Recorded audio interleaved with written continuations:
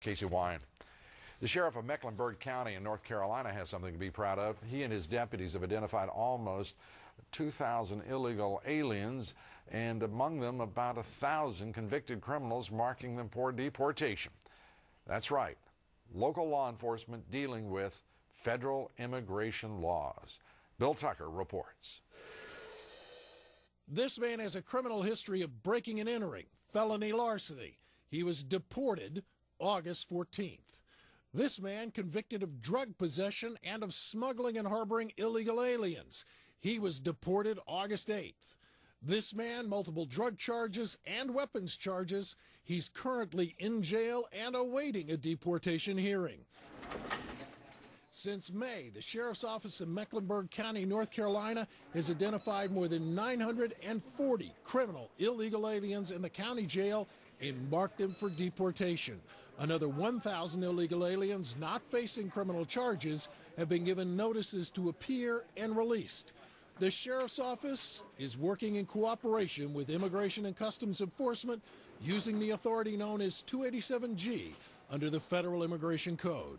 Without hesitation, the people in Washington and the people in virtually every state capital in this country have been asleep at the wheel and are so out of touch with the reality about what's going on in this country. One day, some of them are going to wake up and say, what happened? The people he's referring to are Congress and the President, who he sees as responsible for letting the illegal alien crisis get out of hand. Sheriff Pendergraph has company. Training began this week for deputies in Orange County, California, where 24 deputies are being trained. To date, ICE has trained police in Florida, Alabama, North Carolina, Arizona, and California in immigration enforcement. 14 more departments in 6 states have requested similar training. The reason for the increased interest is as plain as the math in Mecklenburg County.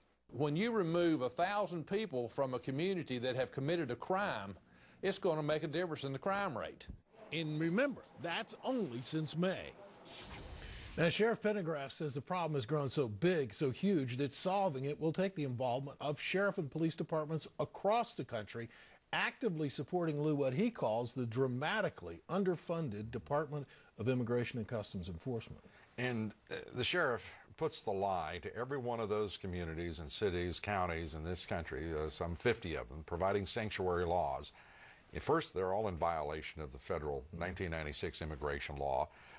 They are absolutely irresponsible in terms of their communities, and they're liars, because he is showing precisely what local law enforcement can do lawfully, legally, constitutionally, and in my opinion, responsibly. And even more remarkably, Lou, he doesn't have an immigration court and he doesn't have a detention center. That hasn't stopped him. He ships his folks down to Atlanta, Georgia, and has them taken care of down there.